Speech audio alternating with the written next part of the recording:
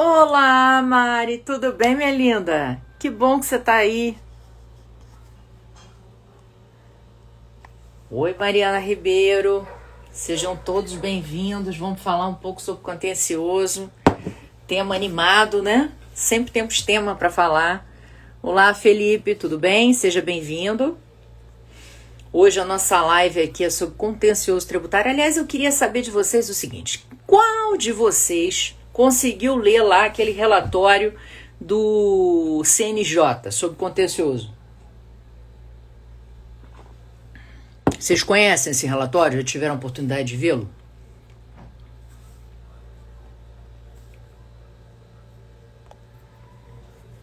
Oi, Késia, tudo bem, minha querida?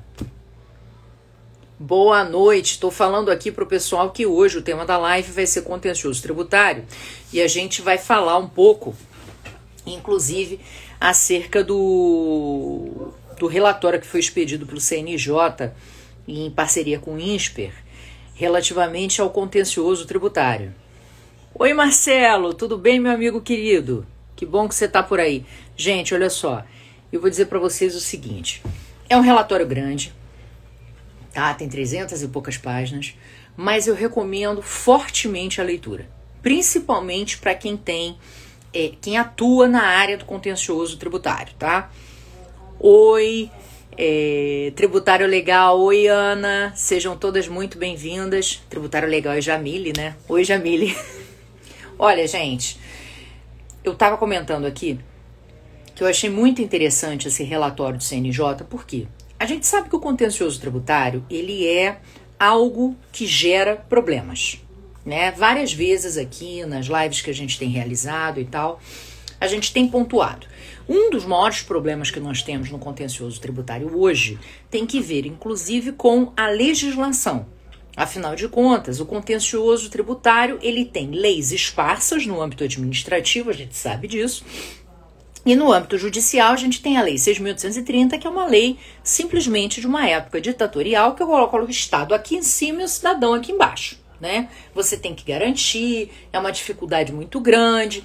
Então, existe toda uma complexidade. A execução fiscal em si, eu acho isso engraçado, que às vezes os meus alunos chegam e dizem, pô, Micaela, eu tenho o maior medo da execução fiscal, de advogar na execução fiscal. Né, tive recentemente uma que me trouxe uma dúvida, mas ela conseguiu destrinchar várias questões. Ela falou, pô, agora eu tô vendo que é fácil. Porque, gente, execução fiscal não é difícil, é um procedimento extremamente simplório. A grande questão é, você tem que garantir, se você não garantir, você tá ferrado. Se você garantir errado, você tá ferrado. Então, os grandes problemas da execução em si são garantias. Não é à toa que, normalmente, quando eu dou aula disso, eu perco uma aula só falando sobre os problemas das garantias, quais são os tipos, modelagem, negociação jurídica processual. Por quê? Porque, infelizmente, esse é o problema da execução hoje. Agora, não é só isso, né? A gente tem outros complicadores. Por quê? A modelagem de execução, ela não é uma modelagem muito adequada. Muitas vezes as pessoas, elas trabalham antes da execução fiscal, que é absolutamente natural, buscando aí uma liminar, buscando depositar. Então, assim, a depender da escolha do cliente, principalmente se ele quer uma anulatória e quer tentar uma liminar e ele não consegue ver uma execução fiscal, aí você tem um problema. Né? A depender do tipo de juízo, se você tem vara especializada, se você não tem, você tem anulatória numa vara federal, você tem execução fiscal numa vara de execuções fiscais, aí às vezes você oferece embargos também, porque tem alguns elementos que você está debatendo ali, que você não debateu na anulatória e não configura litispendência, aí você fica com 3 ações, né? 2 em uma vara e outra na outra, e aí o que você faz com isso? Como é que funciona a suspensão, pedido de efeito suspensivo? Então, assim, essas complexidades que são dadas, né, que você tem que avaliar se é possível transferir ou não, mudar a competência, já se decidiu que não. Mas, assim, o grande problema que a gente tem hoje é porque as coisas não se conversam. Então, o contencioso tributário, ele de fato é composto por uma colcha de retalhos. Você tem a Lei 6.830, você tem previsões processuais no próprio CTN, quando falam do tipo de cabimento de consignatória, quando falam do cabimento de repetição de indébito, prazo para ajuizamento. Então você tem essas regras lá. Você tem regras do Código de Processo Civil, que você vai ter que usar naturalmente, fazer uma composição. Isso sem falar de que você tem outras situações esparsas, né? Como questões relativas à medida cautelar fiscal, pedido de arrolamento de bens, questões atinentes a processo administrativo, aplicação de pena de perdimento e processo administrativo. Então você tem uma série de outras, procedimento de compensação, discussões relativas à compensação. Então, acaba que quem vai advogar na área tributária, que acha que vai focar só no CPC e no CTN, já está errado. Né? Você tem que olhar toda essa miríade de coisas. Isso só falando sobre o aspecto processual. Então, além do custo ser alto, porque é muito difícil você trabalhar no âmbito contencioso judicial com uma liminar puro sangue, eu chamo de puro sangue pelo fato de você não ter necessariamente um custo com garantia, né? Ou seja, você consegue demonstrar o direito e tal. Primeiro, porque isso não é viável em todas as hipóteses, tem situações que a gente não consegue estruturar uma estratégia de contencioso com liminar. Vou dar um exemplo para vocês, típico, compensação. Né? Ou seja, nesse caso concreto você não consegue pedir liminar. Você vai pedir liminar como? Se você fez uma compensação, o juiz vai ter que validar, verificar se aquela compensação foi válida ou não e tal. Então, realmente, você não tem como pedir liminar num processo desses. E você tem situações onde você pode pedir liminar, mas nem sempre se consegue. A gente sabe que o judiciário ele é muito receoso. Né? Tem situações assim meio até absurdas. Você entra com uma contracautela de seguro para evitar CADIM, o juiz não te dá nem a liminar para evitar que você entre no CADIM, apesar de você ter juntado uma pólice de garantia ali. Ou seja, que risco existe? Existe uma garantia já ao juízo, no juízo daquele crédito, entendeu? Para evitar que haja inscrição no CADIM. Mas mesmo assim o juiz deixa rolar. E aí você comunica ao juízo, olha, eu estou inscrito no CADIM, tenho prejuízos aqui, por favor, olhe para mim. E o juiz diz, vou manter a minha decisão e que a fazenda se manifeste. Então, aí você vê essas situações do Poder Judiciário muito receoso, falta de conhecimento técnico na área tributária, porque a gente sabe que uma coisa é você julgar no âmbito administrativo. São pessoas que vivenciam o direito tributário de manhã à noite. Conhecem o funcionamento da norma, conhecem o funcionamento do direito como um todo, como é que opera uma empresa. Outra coisa é você pegar um profissional que tem um conhecimento generalista. Para tratar de assuntos mais complexos, fica difícil, né?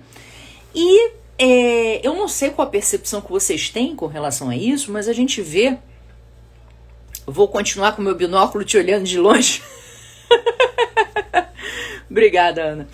Mas assim, a gente vê que existe essa complexidade também, não só de uma estrutura processual. O que eu achei interessante desse relatório?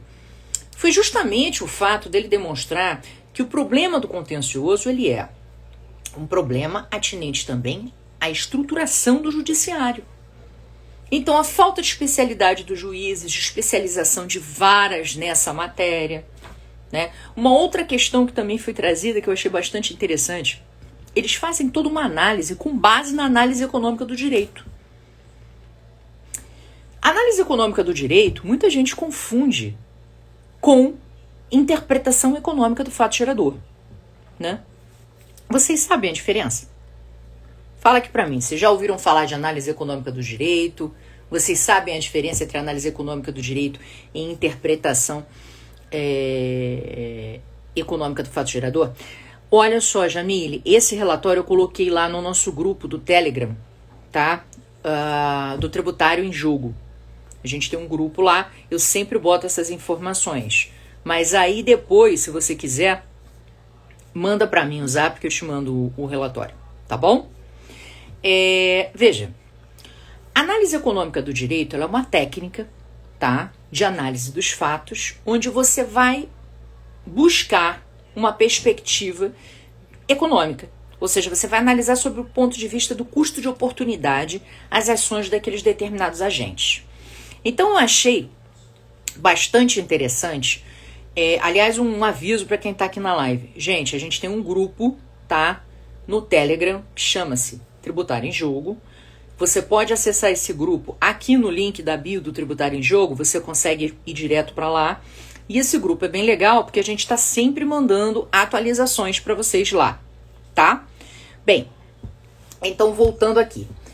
O que acontece? A análise econômica do direito, ela tem por fim, né? É uma técnica que você vai utilizar para verificar as consequências de determinado fato jurídico. Então, um dos pontos, né?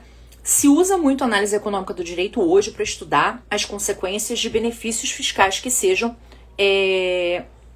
concedidos, tá? Então, assim, porque o benefício fiscal, ele para ser validamente outra coisa. Acabei de ser informada pelo pessoal do marketing do grupo, como a gente está em fase de venda, né, do nosso curso Tributário em Ação, a gente tirou o link do acesso ao grupo do Telegram, esse aí que eu mencionei das informações. Então, quem tiver interesse em ingressar nele, pode mandar um direct pra gente aqui, que aí a gente vai redirecionar e ingressar você lá, tá? Vai dar orientações de como fazer.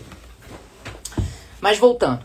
Então, a análise econômica do direito, ela tem sido muito utilizada com o objetivo justamente de aferir benefícios fiscais, mas não só, pessoal. Nesse relatório que foi dado aí pelo CNJ, que foi feito pelo CNJ em parceria com o INSPER, eles fazem a análise econômica do processo. O que eu achei interessantíssimo, porque eles veem uma coisa que a gente bate aqui demais, tem várias lives que a gente fez, que a gente debateu isso, é como a sistemática de modulação de efeitos no Superior Tribunal de Justiça, no Supremo Tribunal Federal, mais ainda no Supremo Tribunal Federal, né, ele tem esse viés de modular bastante, muito mais do que o STJ, ela acaba induzindo ao litígio, o que é natural. Porque, veja bem, quando a gente começa a pensar em contencioso tributário, é importante você entender onde é que você está se metendo. E hoje o contencioso tributário, por que está esse boom? Todo mundo está falando de direito tributário, etc e tal, e papapá. Por quê?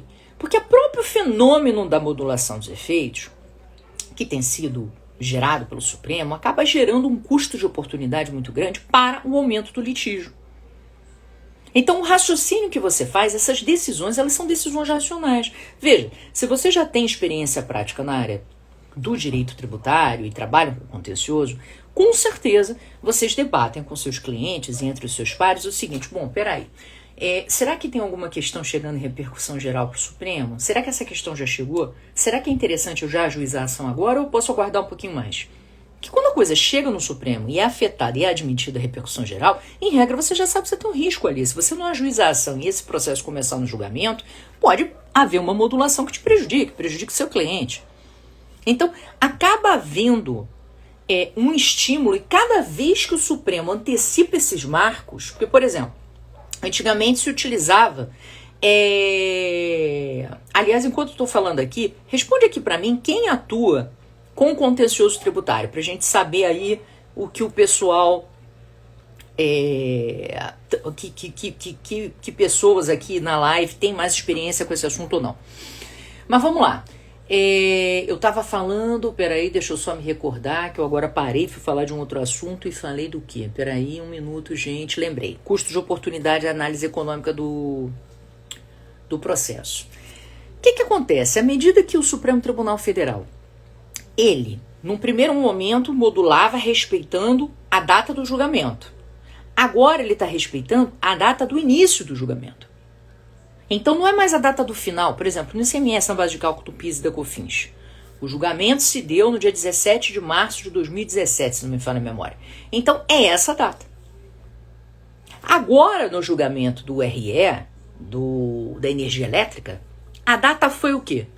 A data do início do julgamento. E olha que o julgamento demorou, né? Teve pedido de vista, teve não sei o quê. Então você já antecipou.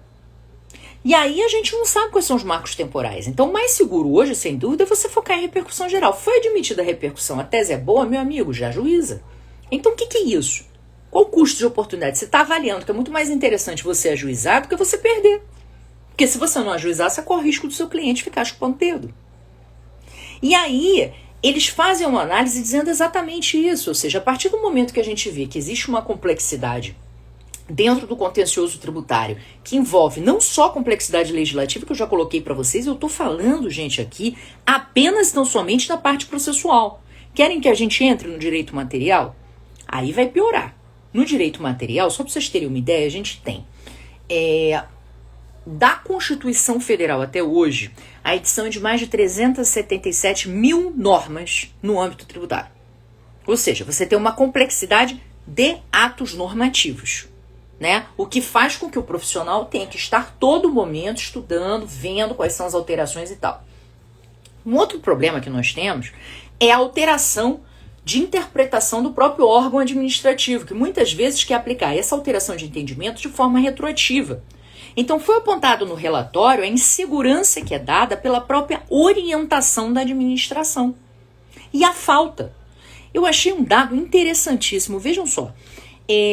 Aqui no Brasil, uma consulta, né, um procedimento de consulta, que é um procedimento, de certa forma, onde o contribuinte está indo voluntariamente, de forma cooperativa, procurando o órgão da administração e perguntando se a interpretação que ele está fazendo sobre aquele dado, sobre aquela dada situação, ela está adequada ou não, sabendo que o procedimento de consulta não é uma consulta genérica, ou seja, você tem que ter um fato concreto para submeter ao ente. Pois bem, em regra, a média de resposta de consulta é de 350 dias. Imagina, será que no mundo de hoje é cabível eu demorar 350 dias para eu responder alguma coisa do meu contribuinte? O mundo já acabou, gente.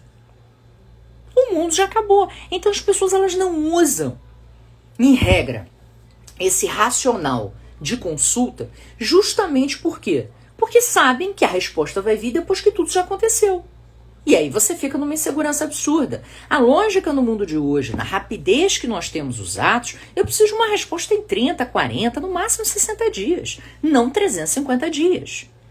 Então, esses elementos, eles aumentam o risco Brasil. E por que eu quis fazer uma live com vocês hoje sobre contencioso tributário? Foi para alertar esse contexto, porque não adianta só você saber ou escolher a ação ou não escolher a ação. Veja, você está trabalhando com um elemento que hoje é apontado como um dos elementos que mais afasta investimento no país.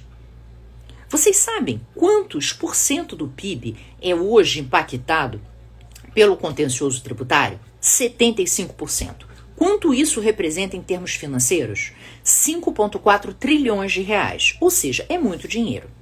Sem falar de que a tributação ela já era um problema no custo Brasil, em razão da própria complexidade e burocracia, porque ainda tem esse problema. A gente tem um excesso de obrigações acessórias que, em regra, você perde aí 1.043 horas para poder...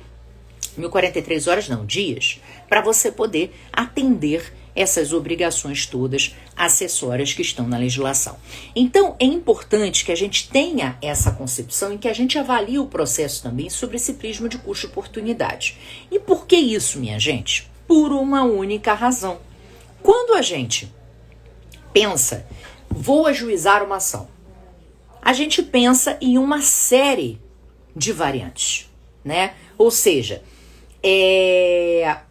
variáveis ligadas ao risco de se perder, até porque uma demanda judicial, em regra, ela é considerada uma demanda de alto risco. Se a gente fosse analisar apenas o processo como um todo, o custo do processo, o tempo do processo, um processo no âmbito judicial, um processo tributário hoje, ele demora cerca de 18 anos e 11 meses para ser julgado. Ou seja, tempo pra caramba. A Tati aqui para esse debate nosso aqui. Então, imagina, 18 anos e 11 meses para você ter a pacificação de um determinado entendimento. Oi, Tati, tudo bem? Oi, tudo bem? Tudo jóia. Estou aqui conversando com o povo, Tati, sobre... A gente começou, tá esperando você chegar, na verdade, para abordando um pouco do relatório do contencioso que foi expedido pelo INSPER a pedido do CNJ. E esse relatório, que eu achei muito interessante, é que ele traz um viés da análise econômica no processo. Aí a gente estava aqui batendo papo sobre análise econômica e os números, né? Sim. Não, eu acho que aos poucos, é interessante isso, né? Aos poucos, a análise econômica do direito, ela tem se mostrado muito relevante e ela tem mais utilizada, né? O nosso direito, o direito tributário como um todo, não só o processo durante um tempo, mas acho que o processo ele foi albergando isso mais com mais naturalidade do que o direito tributário per se. Que é a deferência à realidade prática das coisas.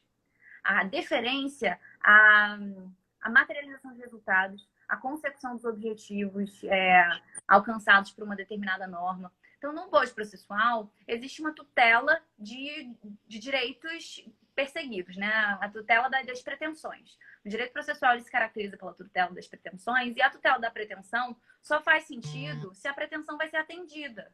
Então, aos poucos, me parece que o direito processual ele tem incorporado mecanismos com uma naturalidade que o direito tributário ainda não tem. Eu espero que elementos diagnósticos como esse, que são feitos como no relatório do INSPER, mostrem as condições do contencioso e oportunizem soluções que inspirem o nosso próprio direito. Eu acho que é por aí, viu? Inclusive, eu fiz uma pergunta aqui, já vi que tanto a Jamile, quanto Kézia, quanto Mariana falaram que atuam com contencioso. Eu estava perguntando aqui para saber quem dos nossos ouvintes realmente atua no dia a dia com essas complexidades. E aí já temos aqui 3 se manifestando nesse sentido. De fato, Tati, eu acho que a análise econômica ela veio para ficar como essa técnica parametrizante que vai trazer para a gente uma visão das consequências. Inclusive, tem alguns artigos que trazem, e livros também que abordam, a gente já chegou até a indicar aqui no nosso perfil, essa questão do consequencialismo em matéria tributária. O consequencialismo em matéria tributária ele pode ser muito bem aferido se você usa esse critério da análise econômica, porque pelo menos você adota um parâmetro, né? Um parâmetro racional. Eu acho que o consequencialismo ele sempre adota um parâmetro.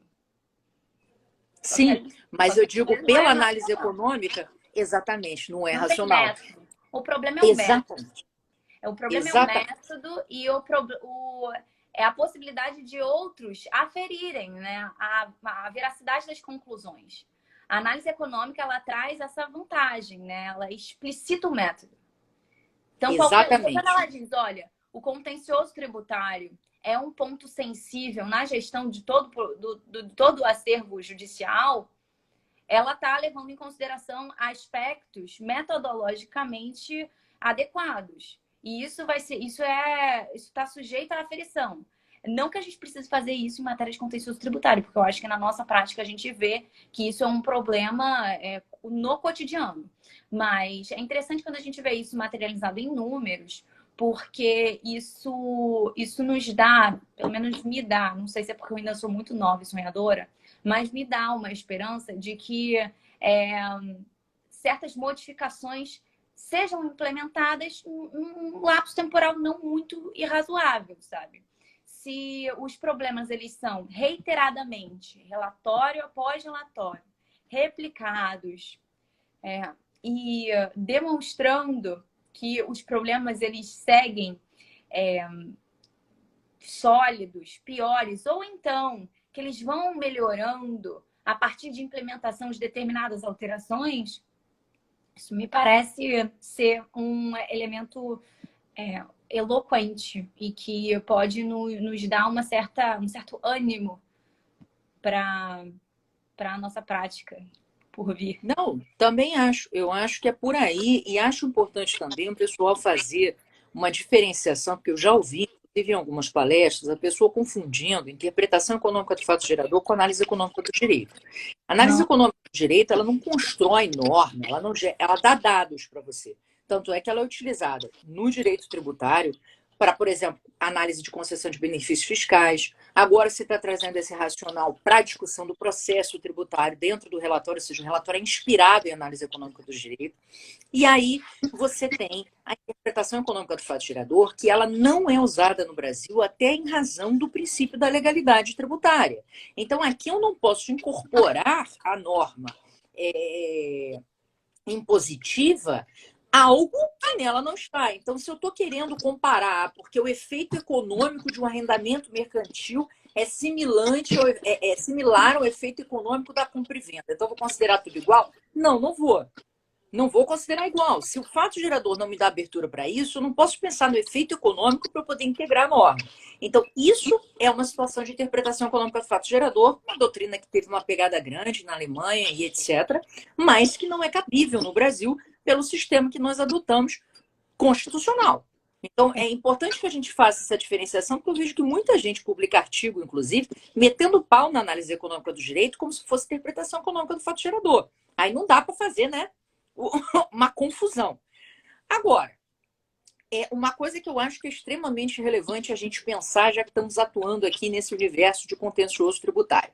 Já vimos que existe uma complexidade intrínseca no sistema, que é processual, fora a complexidade relativa ao direito material. Afinal de contas, a gente tem né, a tripartição em esferas, ou seja, vários entes produzindo normas que a gente tem que estar seguindo, muitas vezes interpretações diferenciadas dessas normas, falta de conhecimento da técnica com relação aos membros do Poder Judiciário que vão julgar. Esse estudo traz uma coisa que eu achei interessante, que é a falta de conhecimento dos próprios julgadores na aplicação de decisões de efeito vinculante. Isso me causou, assim, uma situação de estranheza. Eu falei, senhor... Não tem como. Né? Eu vivo aqui, é isso mesmo. Eu li isso. Tenso. Né? Então a gente sofre quando a gente vê essa questão. E aí a gente vê que também falta o Poder Judiciário, isso é outro ponto que a gente tem reportado muito aqui nas nossas lives. Não dá para a gente mudar o código de processo e fazer uma mágica e a cabeça de todo mundo virar e já está em sintonia com aquilo. Na verdade, todos nós estamos ainda nos acostumando à sistemática de precedente. É uma coisa que veio, mas que os próprios tribunais ainda estão batendo cabeça. Né? Então, vai ser necessário um tempo de acomodação. Eu acho que esse relatório sobre esse prisma também, Tati, traz esperança, no sentido de dizer, olha, já está diagnosticado e aqui está materializado. Eu acho que ele não trouxe, para quem atuou no contencioso, ele não trouxe nenhum elemento novo. Ou seja, tudo que ele falou ali a gente percebia na atuação. Apenas ele agora traz números e materializa aquela situação. Então, acho que a partir daí a gente tem muito mais conforto, né, em discutir o tema. Para não ser orelhada, né? Exatamente, para não ser orelhado. Ou seja, a gente passa a ter subsídios materiais dizendo, olha, realmente a informação, não existe um sistema onde haja uma clareza com relação ao que foi fixado como precedente. Ainda existe a necessidade de treinamento das pessoas para fins de aplicação desse precedente, leitura dele, entender o âmbito de atuação dele, para que a gente possa ter segurança jurídica. Porque, ao fim e ao cabo, tudo que a gente está discutindo aqui estamos num momento, no Brasil e no mundo, de recessão. Estamos num momento onde precisamos crescer. Não existe crescimento sem mudança tributária. Ainda mais num país onde a tributação ela é uma forma de empecilho. Né? A gente vê que, comparativamente a outros países, o Brasil geralmente está na rabuda. Né? Em termos de complexidade tributária, de orientação, de contencioso tributário. Nosso contencioso, 73% do PIB, em países, agora 75%, em países da OCDE, a média é 0,23%. Então, só para a gente ter uma percepção de como a gente está distante, né, de um ajuste que seja minimamente razoável. Uhum. E aí eu queria trazer à baila um tema que me deixou muito feliz no dia de hoje. A gente até conversou antes sobre isso. Que é a questão dos honorários. Ou seja, você vai brigar no Poder Judiciário, é caro, e ainda por cima a gente tem que brigar pelos honorários. Porque a Fazenda vinha com aquela discussão do parágrafo 8º. E aí o STJ, por 7-5, hoje, alegremente, definiu o seguinte, olha, não, esquece, se existe valor de condenação, aplique o artigo 85, parágrafo 3º, e não o parágrafo 8º. O que você achou disso, Tati? Me conte. Eu acho que faz... É a única conclusão possível, acho eu. Me parece que, na verdade, no cômputo geral, a gente pode tirar algumas conclusões sistemáticas de todo esse contexto. Mas falando de honorários, primeiro, é um entendimento que é totalmente descompassado, porque a própria fazenda ela pode ser remunerada sem um respaldo limitante. Então, ela tem um percentual fixo. Ela tem um percentual, o seu famoso encargo legal. Do lado da advocacia privada, não me parece que existe uma peculiaridade do particular que justifique que o percentual aplicado sobre uma condenação alta não possa resultar numa remuneração alta. Então, é um descompasso que realmente me causava estranheza. Então, isso conduz a uma percepção minha de que a conclusão do STJ foi acurada. Me parece que a equidade ela de fato é útil em situações que você não tem como medir a condenação. Então é óbvio que é um instrumento útil para o arcabouço processual, para haver uma remuneração justa em situações que, se não houvesse aquele mecanismo, a remuneração de um trabalho significativo seria pífia. Então, realmente, existem situações em que a equidade se faz importante. Por outro lado, nos honorários, nas condenações muito elevadas, a remuneração faz sentido que seja elevada, faz todo sentido que seja elevada, porque valores elevados trazem complicações muito particulares no processo, no lidar com o processo, na obrigação de prestar informações ao cliente. A atividade da advocacia com valores condenatórios altos é uma atividade realizada com uma responsabilidade altíssima, com um olhar para o detalhe muito apegado. É uma advocacia de alto nível, é uma advocacia que você não pode arregar o pé dali.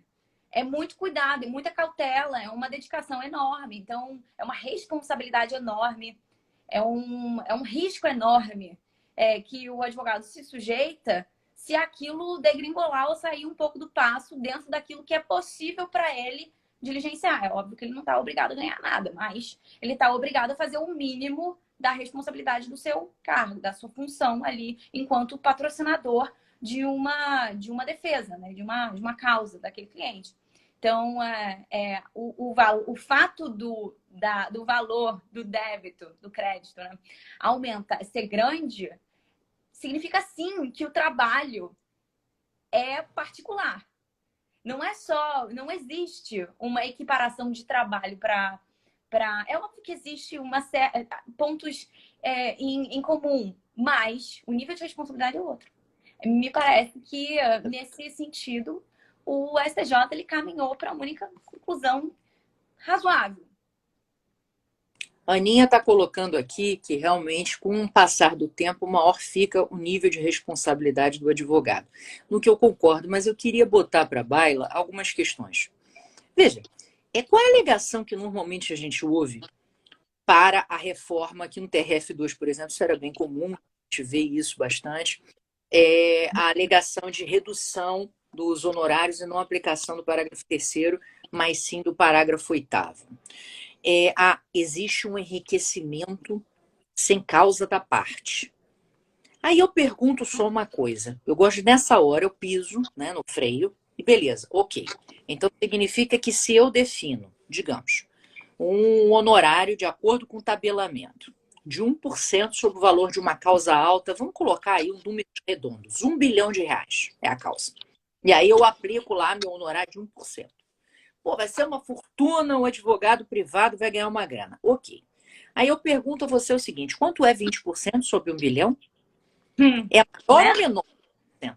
Então, veja, e o pior, os 20% do encargo legal que são cobrados em execução fiscal federal, eles são cobrados no início do ajuizamento, ou seja, não teve trabalho nenhum.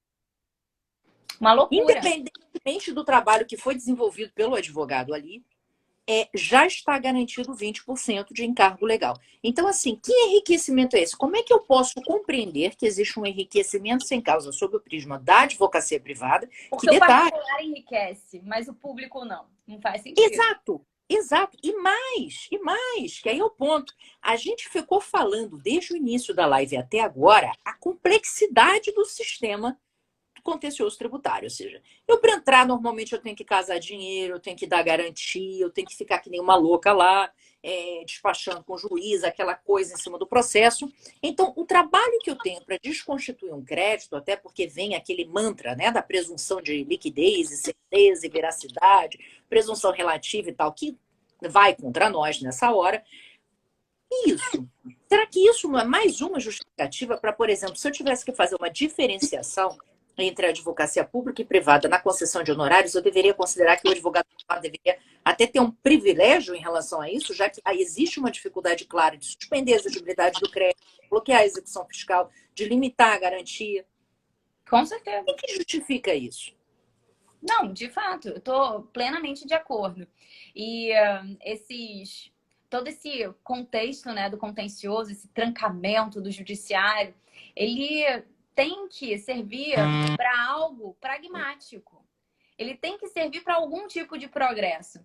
E aí, nesse sentido, a gente já está meio que caminhando para comentar a LEF, né? E os pontos em que a LEF conversa com todo o arcabouço processual, né? Com a parte inicial do CPC, com as normas processuais constitucionais. Cara, como é que a LEF continua aí? Eu acho que um dos pontos que a gente pode, um dos grandes produtos positivos que a gente pode extrair de um relatório como esse do INSPER é um bom projeto de LEF, de nova LEF. A gente Ou até precisa um código processual, né? De um código tributário, processo tributário, né? Ou de um código de processo tributário. Um código de processo tributário. Um código de processo tributário seria sensacional. E particularmente o rito da LEF, assim, especificamente, tem questões muito problemáticas que acabam convergindo para esses números absurdos que a gente vê no relatório, mas que a gente já experimenta na prática, na intuição, né? No sentimento, mesmo que sem o acesso aos números. Acessar os números dá a certeza de que nossas percepções estavam corretas, né? E me parece que o rito da LEF especificamente é que está com alguns pontos a serem debatidos. O primeiro é a garantia. Outra coisa que eu acho que me parece também que é importante da gente extrair de um relatório como esse é a importância dos processos administrativos bem realizados, né? A gente tem que valorizar muito o processo administrativo.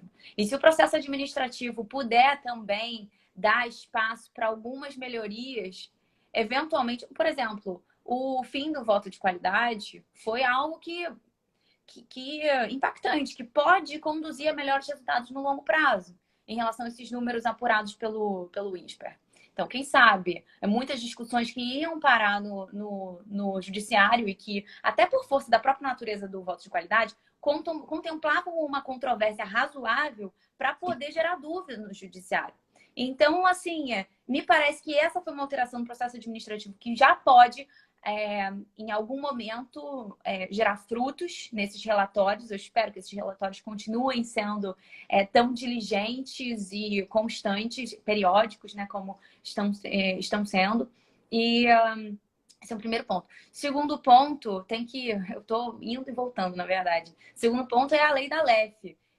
Eu acho que se não for para ter um código de processo tributário, ao menos uma nova lei da LEF que traga o crédito tributário para o hoje, em que o Estado ele não está acima de ninguém e está todo mundo ali caminhando para um mesmo objetivo, que é um Estado democrático de direito, isso já seria muito frutífero, sem exigência de garantia, ou ao menos com uma diferenciação. Uma vez a gente estava falando sobre LEF e você suscitou isso, que poderia haver um regime de garantia diferenciado para diferentes classificações de contribuintes.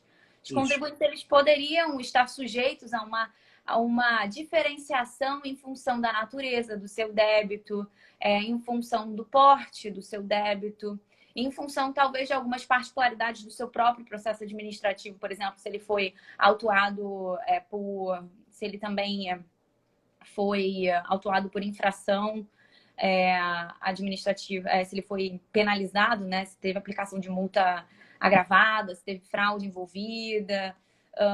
Enfim, esses aspectos poderiam convergir para uma classificação progressiva de contribuintes leves, médios e graves, né? O contribuinte bonzinho que está ali porque foi desidioso, incorreu em imperícia na gestão das suas obrigações tributárias, e tem aquele malandrão que está lá sonegando a torta e a direito. Então, realmente... E tem as pessoas que não têm condição, tem um sujeito que não tem condição de oferecer garantia de fato. Tem o cara que está escondendo um bando de coisas para não oferecer garantia e arrumar uma coisa diferente. Então, tem situações diferentes para serem abraçadas por um sistema que hoje está tratando mal todos eles. Exatamente. Esse custo, na verdade, essa conformidade, essa busca por uma cooperação é algo que é muito interessante, mas ela surge a partir do momento que você começa a tornar menos interessante a atuação judicial. Veja, se o processo administrativo, pegando o que você tinha acabado de mencionar, se o processo administrativo ele fosse mais adequado, muitas vezes eu não precisaria judicializar a demanda, mas hoje eu levo em consideração o quê? Eu tenho condições de mudar, eu tenho outras decisões. Para mim, o contencioso administrativo não foi suficiente, não fez a perícia que pedi. Então, ele não me atende, ele me estimula. Foi feita uma pesquisa dizendo que logo depois que saiu o CPC, inclusive com o artigo 85, parágrafo 3º, com aquele rol, né, de tabelamentos de honorários para o particular, a própria Fazenda Nacional, e aí se falou de PGFN no relatório, ela editou mais de 4 portarias justamente para reduzir o contencioso, onde se reconheceu créditos, se disse para o procurador não contestar ou não recorrer, situações onde se estimulou a transação, situações onde se estimulou negociação jurídica processual. Então, veja, a partir do momento que também o Poder Judiciário aplica a norma de forma igual às partes, ele acaba desestimulando que o poder público e o próprio contribuinte saiam em lides que são consideradas temerárias. E acontece hoje demais é que essa fantasia da supremacia do interesse público sobre o privado, e eu gosto de usar a expressão fantasia, com o objetivo justamente de chocar as pessoas que assim ouvem, porque é uma fantasia. No Estado democrático de direito, eu não posso imaginar que o poder público é maior do que eu. Pontos todos somos iguais. Se eu tivesse numa ditadura, eu poderia falar em supremacia do interesse público, porque aí, na verdade, é o interesse do Estado. Ele está acima de todo mundo porque a gente está numa ditadura. A partir do momento que a gente não está numa ditadura ainda, pode mudar a Constituição, pode fazer outra coisa. Agora, no momento, não existe isso. Então, a gente tem que levar em consideração que não é factível eu raciocinar supremacia de interesse público da mesma forma que o Eri Lopes Meirelles escrevia na época ditatorial, lá dos anos 70 e 80. Então, assim, a gente tem que refletir e entender que o tipo de discurso de que a coisa pública ela deve ser protegida, sim, a coisa pública deve ser protegida, mas ela só existe porque os contribuintes pagam, senão não tinha coisa pública. Então, se você arrebenta o contribuinte, vai ter coisa pública? Não, não vai ter. Sim. Não vai ter nem nada, vai ter quem banque ele. Sim, né? Exatamente. Eu acho muito interessante quando falam em supremacia do interesse público, porque realmente é um atestado de que a pessoa parou de ler assim, o direito moderno há um tempo. Eu até lembro de uma das leituras mais interessantes a respeito que eu fiz. Fora o livro do Diogo, né? Foi do Diogo? É do Diogo, né? Muito bom, mas que traz isso para o direito, fala isso sobre o direito financeiro, né? Especificamente. Pô, olha só! Estamos aqui só na harmonia, hein, Mila? Mas, fora ele, tem um livrinho que agora eu esqueci o nome, mas é do Sarmento, em que ele também fala sobre essa ideia da supremacia do interesse público. Mas ele traz uma abordagem que é muito interessante. Ele diz que, assim, não foi exatamente superada. Ela não foi botada em xeque, mas ela virou uma afirmativa vazia. Porque interesse público, o interesse particular também é interesse público. O interesse público ele pode ser um interesse coletivo. E ele pode ser um interesse particular. Depende da situação. Depende do momento.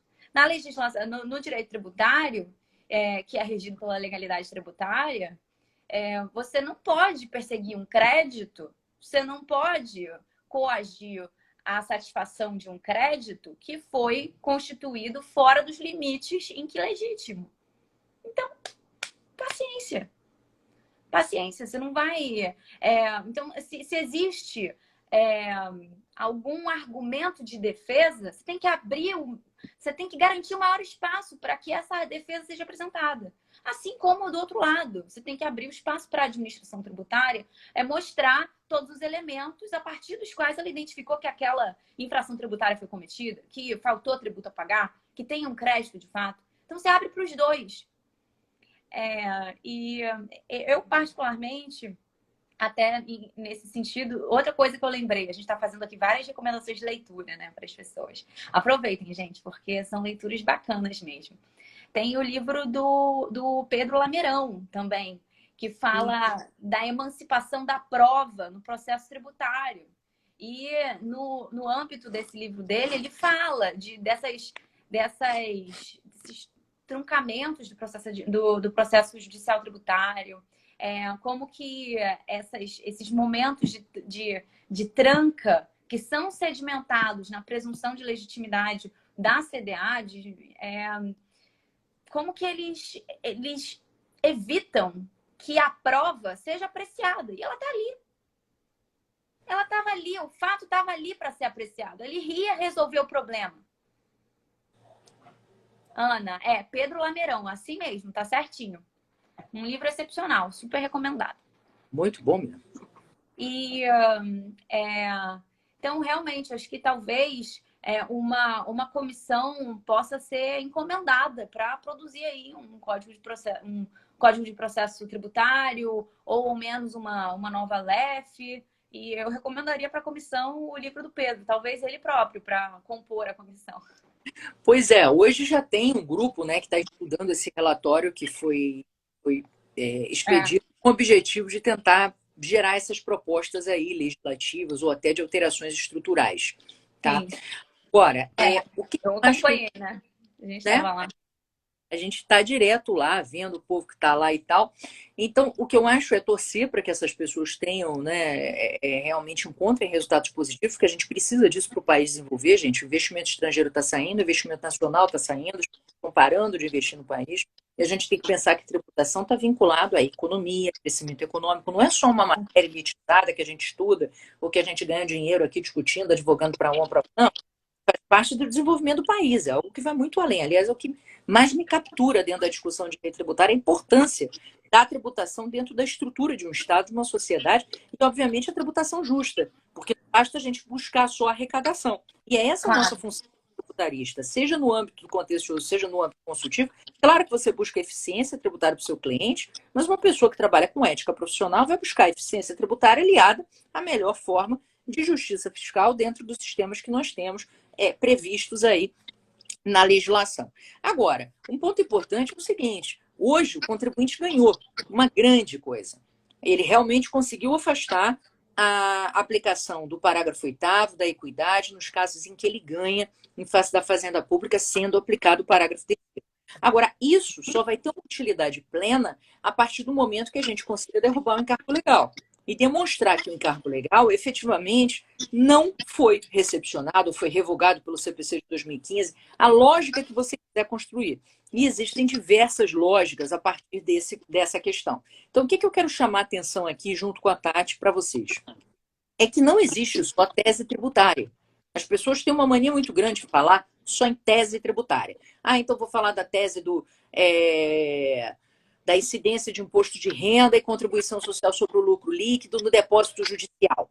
Eu vou discutir nos depósitos são tributários ou não tributários. Será que vai incidir sobre a Selic? Será que não vai incidir? Isso não é só tese tributária. Existem teses também que são do processo tributário. A tese do encargo legal é uma tese do processo tributário. A tese do honorário de equidade ou seguir o rol é uma tese do processo tributário. Juros que são cobrados durante o processo administrativo, posteriormente de 60 dias, é uma tese do processo tributário. Então, existem milhares de teses no processo tributário que vão trazer para você também uma otimização. E aí, nesse ponto, eu queria trazer para o pessoal que a gente está justamente falando da importância do contencioso e trazendo esses números para fazer um reporte daquele curso que nós criamos, que é o Tributário em Ação, com o objetivo justamente de fazer que o advogado reflita mais sobre esses aspectos e consiga usar instrumentos processuais que estão à disposição nesse emaranhado que a gente suscitou de uma forma mais segura. Não é mesmo, Tati? Sim, com certeza. Segura é uma palavra ousada, mas é isso mesmo.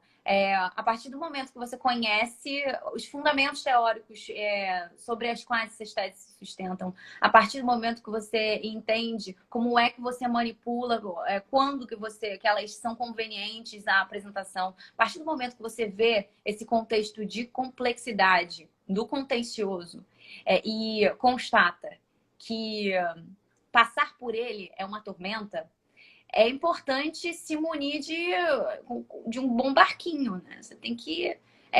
porque nadar só nadando não vai rolar. Você precisa de um instrumental. A gente busca trazer esse instrumental de uma forma mastigada e de uma forma muito presente.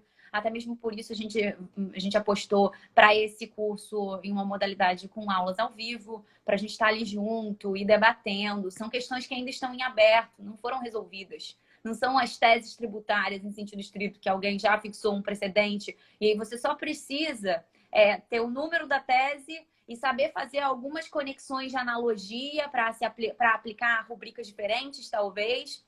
Um contexto diferente, porque você ainda tem um espaço grande de discussão. Hoje, a gente teve já um julgamento interessante nesse sentido, mas a briga não acabou. Ainda segue.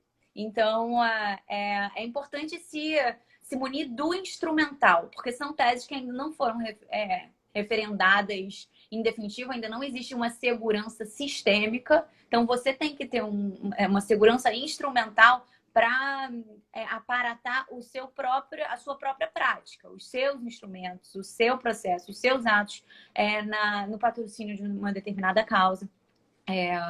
E lá no nosso curso também a gente não fala só de processo judicial, mas também do processo administrativo, como um locus adequado de você resolver muitos problemas para evitar o risco que esse maremoto do contencioso tributário judicial pode trazer. Muitas questões, se bem trabalhadas, morrem no administrativo.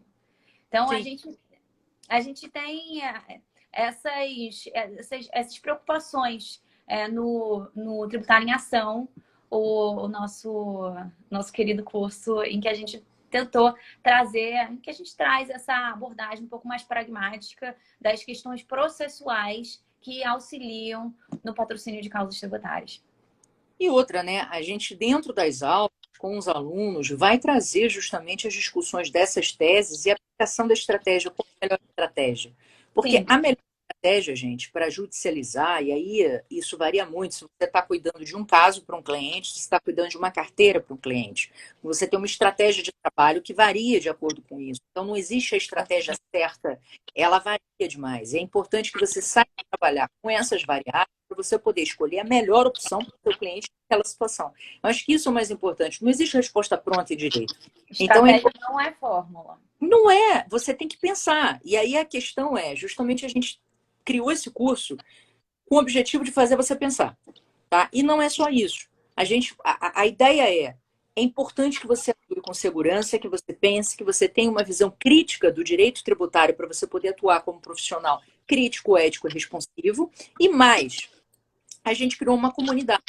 Porque a nossa ideia não é parar no curso, ou seja, fazer com que você esteja em contato conosco para trocar informações, para ter dúvida, colocar lá, a gente debate as dúvidas. E outra, a gente tem aulões, inclusive, ao longo do curso, que a gente vai estar debatendo treino de sustentação oral, a gente tem aulão de petição, ou seja, dicas de como você tornar a sua petição melhor, né? Com base aí em elementos tipográficos, em elementos de visuais, em a própria coesão textual, é um elemento que a gente coloca.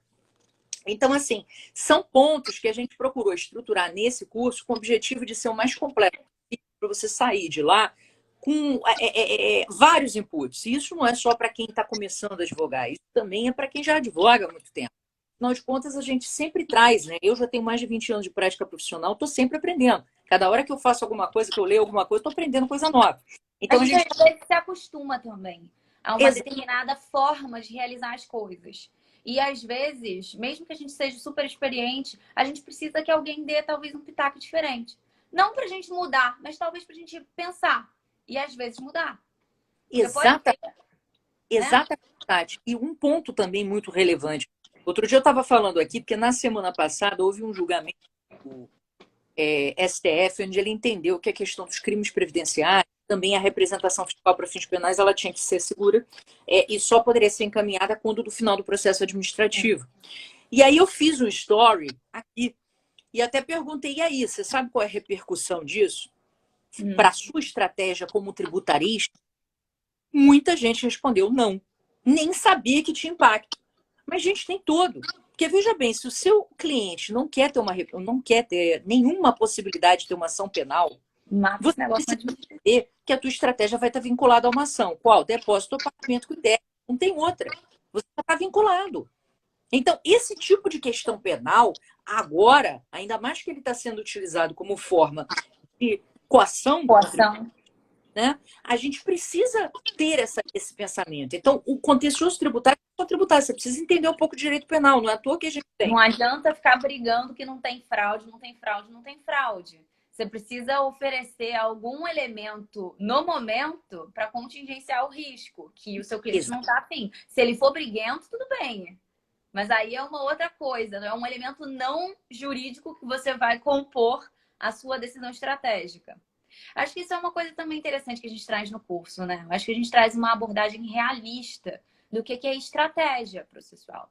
Estratégia é algo muito casuístico. Depende muito do cliente cujo direito está sendo tutelado, das disposições dele para risco, da disponibilidade econômica dele. Às vezes ele está doido para oferecer pagamento, um depósito, mas ele não tem. E aí você tem que o quê? Você tem que se verter para aquele processo administrativo com todas as garras que você tiver. E, enfim, existem alguns elementos diferentes que vão convergindo para a elaboração de estratégia. No próprio Poder Judiciário, a jurisdição. Às vezes você está oferecendo uma ação, você eleger jurisdição, se você tem a possibilidade, vai ser um elemento estratégico. Às vezes, pesquisa de jurisprudência é algo que vai vir antes do ajuizamento, porque vai informar a sua estratégia. Então, eu tenho por mim que esse é um aspecto interessante do nosso curso, que é o oferecimento de um panorama realista do que é estratégia. Uma palavra ampla para significar racionalidade produtiva a circunstâncias específicas tuteladas. Por que produtiva? Porque a estratégia é a eleição de determinados meios para obter um determinado resultado. Sim. Por isso, essa atuação produtiva diante de um determinado contexto. Exatamente. E com essa visão estratégica, além do nosso curso, que é composto por aulas ao vivo e aulas gravadas, a parte gravada, toda a parte de teoria dos precedentes, onde vocês vão ter vários precedentes do STJ e do STF analisados por diversos professores especialistas na matéria, a gente traz alguns bônus. São 18, na verdade, que a gente está trazendo, onde tem bônus de crime contra a ordem tributária, relativo a honorários, né? Como é que você fixa, como é que você cobra o honorário do seu cliente, recurso para tribunais superiores, capacidade contributiva. Então, existe uma preocupação de dar uma visão global para você, além da matéria efetiva de processo. Ou seja, você sai realmente dali completo, com a possibilidade de montar a estratégia, além do mais, fazendo parte da nossa comunidade. Por que a gente está falando isso para você? Porque a gente está na semana do lançamento desse curso, né? Ele começou na semana passada e acaba essa semana. E a gente fecha turmas, porque como esse curso tem aulas ao vivo, a gente tem um cronograma de aulas que vai ser implementado. Então, assim, fechando essa turma, só quando abrir uma nova turma. A gente não tem possibilidade de adesão posterior, tá? E a gente está colocando o link aqui na bio para que justamente vocês consigam ir lá, ver as condições, ver o que tem. Se tiverem alguma dúvida, podem entrar em contato conosco. A gente está aqui para tirar as dúvidas. Mas o mais importante que a gente queria mostrar para você é que não é mais um curso de processo. Porque se fosse, eu e Tati não perderíamos tempo fazendo isso. A ideia aqui é a construção de algo que realmente vai dizer aquilo que você não tem nos livros, aquilo que você precisa para sua prática profissional e as dúvidas do dia a dia. né? Que essas são as mais importantes para a gente poder solver. Então, é um convite que a gente está fazendo para vocês, para que reflitam na importância de realmente aprofundar o conhecimento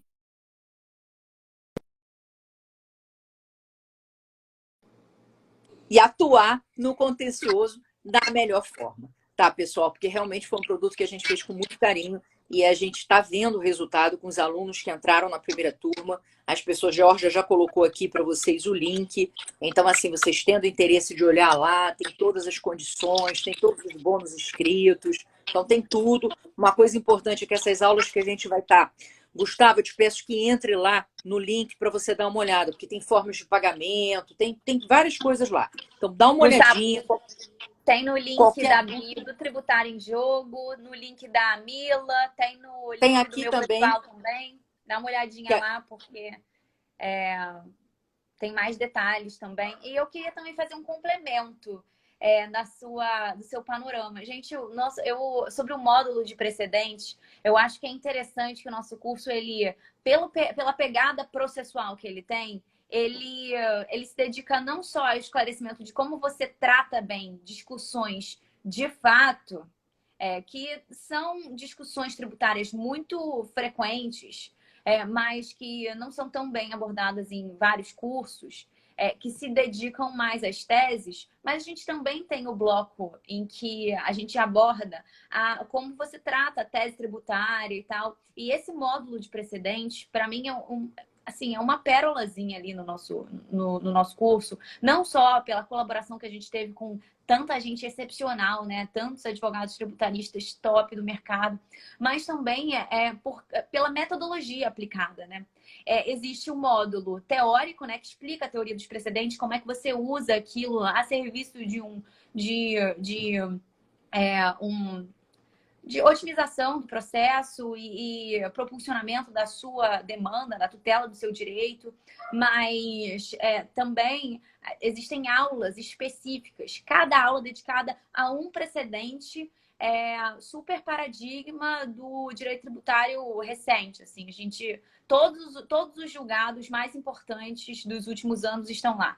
É muito completo mesmo.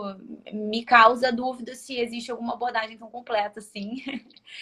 E o bom é que isso que você está mencionando, à medida que a gente ensina no módulo geral, né? Como é que você vê o precedente, como é que você identifica um overruling, um overriding, na hora que o profissional, o professor que está falando sobre aquele precedente, ele faz análise, ele te mostra. Então, por exemplo, quando você vai estudar lá o caso do ITCMD progressivo, houve uma mudança violentíssima da visão de capacidade contributiva em relação a isso. Na década de 90, você tinha a impossibilidade da progressividade ser aplicada sem ter previsão expressa na Constituição, e você tinha a impossibilidade da capacidade contributiva ser invocada para tributos que tivessem natureza real. Depois você teve a evolução com o julgamento da COSIP, que já disse o seguinte: olha, meu filho, esquece esse negócio de progressividade está expressa. Eu posso usar a progressividade como técnica a favor da capacidade contributiva, e mesmo que ela não esteja expressa. Então, olha ali, eu já tenho uma evolução com overriding aí parcial. E aí, quando veio o ITCMD, eu quebrei tudo. Foi um overruling geral. Porque eu superei aquela lógica dizendo, olha, esquece. Esquece que tem que ter previsão, esquece que tem que ser real, capacidade contributiva se aplica para tudo. Então você começa, né, Tati, a entender que você precisa fazer esse estudo evolutivo. Não é só olhar um acórdão, né? É ver como a história se desenhou ao longo do tempo. Isso é essencial para sua peça. Porque você está querendo. Eu acho que é interessante. Desculpa, mas esse o ponto. Eu acho que essa metodologia é tão bacana de dedicar uma aula a um precedente, porque você valoriza as consequências daquele acordo. Exatamente. Se você pega num aulão, assim, várias citações de precedentes, não dá. O professor vai acabar priorizando explicar qual é a tese referendada. Mas quando você tem várias aulas dedicadas, cada qual a um precedente, o professor ele pode ter aquela paciência de explorar as consequências. E num sistema de precedentes, o mais importante não é só a tese, são as consequências daquela tese. Isso é que tem impacto sistêmico e é isso que vai ter uma relevância para a sua estratégia processual e argumentativa. Dali surgem as teses filhotes, né? Das Exato. consequências dessa decisão, você tem teses As filhotes. teses filhotes são consequências. É a partir dessa visão que você consegue ver o que é tese filhote. Você consegue ver também qual é o detalhe de um determinado contexto fático que pode conduzir a um distinguishing. E isso pode ser fundamental para você elidir um precedente negativo, entendeu? Exatamente. Estou ouvindo Berta chorando. Em breve, por favor, dê um beijo para Berta, por mim. Ela Berta é a cachorrinha da Tati, é uma fofa. Mas, gente, então é isso, tá? O que a gente quer dizer é o seguinte, de forma bem objetiva e clara. Não existe o interesse nosso de dar para vocês o peixe. Porque o peixe pode não existir. É importante que você saiba pescar. Porque aí você tem uma autonomia que você não precisa de mim e da Tati diariamente. Você consegue correr atrás do prejuízo e ir lá desenvolver a sua advocacia, desenvolver a sua tese. E a gente criou o projeto do Tributário em Jogo, eu gosto sempre de frisar isso, é um projeto assim. Tanto é que a gente está colocando aqui cotidianamente conteúdos gratuitos para justamente implementar a reflexão, fazer com que o direito tributário seja cada vez mais sério e feito por profissionais que entendem o que é adorei o Gustavo, está dizendo que ele está cansado do romantismo em torno da recuperação de créditos. Pois é, as pessoas elas ficam repetindo as coisas, e aí você me lembrou agora uma coisa que pode parecer que não tem nada a ver. Eu estava hoje no médico, o médico estava dizendo, não, Micaela, porque o pessoal manda todo mundo tomar magnésio. Magnésio não é para todo mundo. Magnésio virou moda, todo mundo toma magnésio, mas magnésio, muita gente não precisa de magnésio. É a mesma situação da recuperação de crédito, sabe, Gustavo? A galera fica só falando disso como se não tivesse outras coisas. A advocacia tributária ela é extremamente ampla e o que eu acho que é o mais importante para o profissional, ele precisa saber os instrumentos necessários para que ele tenha autonomia e ele consiga pescar o peixe. A gente não tem o objetivo de dar o peixe para você. Então, ou pegar o camarão. Ou pegar o camarão. Pegar o camarão. O camarão, a lagosta, não é não? Lagosta, camarão. A Ana tá falando que de repente ela quer camarão e não peixe. Não, eu, tranquilo. particularmente, eu tenho um gosto pomposo, assim. Eu gosto de camarão, eu gosto de lagosta, de polvo. Lula, assim, sem problema. Você pode escolher, entendeu? O elemento do mar que você deseja. O importante é que você vai lá e vai pegar ele. E não contar apenas com uma pessoa para ficar te dando o elemento ali, porque essa não é a ideia. A gente tem que construir conhecimento. E por isso que esse curso especificamente, que nós aqui vendemos o João e Vivo o artigo 85 para menino, como eu estou exultante no dia de hoje com isso. Já falei na live sobre esse assunto junto com o Tati.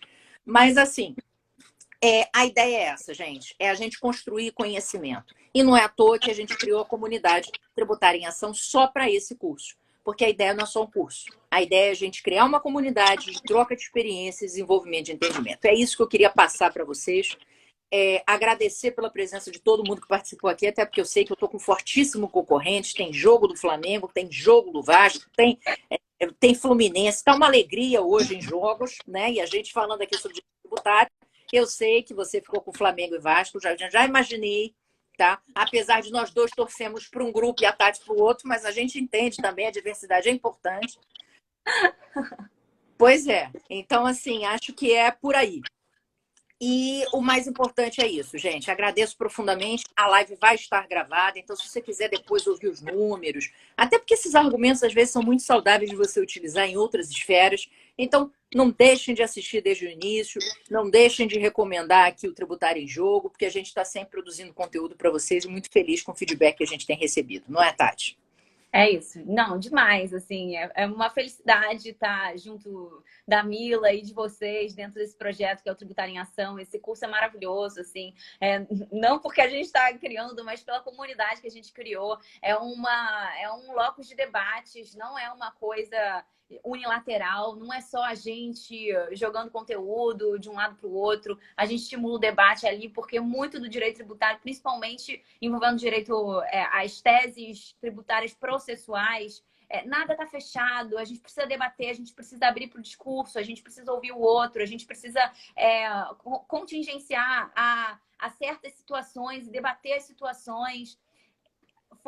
A primeira turma foi demais e a gente está super empolgado por essa segunda turma. Agradeço todo mundo que estava aqui na audiência e vamos com tudo, gente. Estamos super empolgadas e felizes com esse projeto que está aí em andamento a todo vapor. Com certeza, gente. Tati, um prazer te rever, estar com você aqui na live. Beijo grande para Estou você. fazendo assim minha Beijo. unha toda horrorosa, meu Deus. Não, mas não liga. Aí eu não tenho nem quase, né? Coisa caótica, mas tudo bem. Bom, galera, beijo. Fiquem com Deus. Beijo, Aninha. Beijo a todo mundo. Obrigada e até a próxima.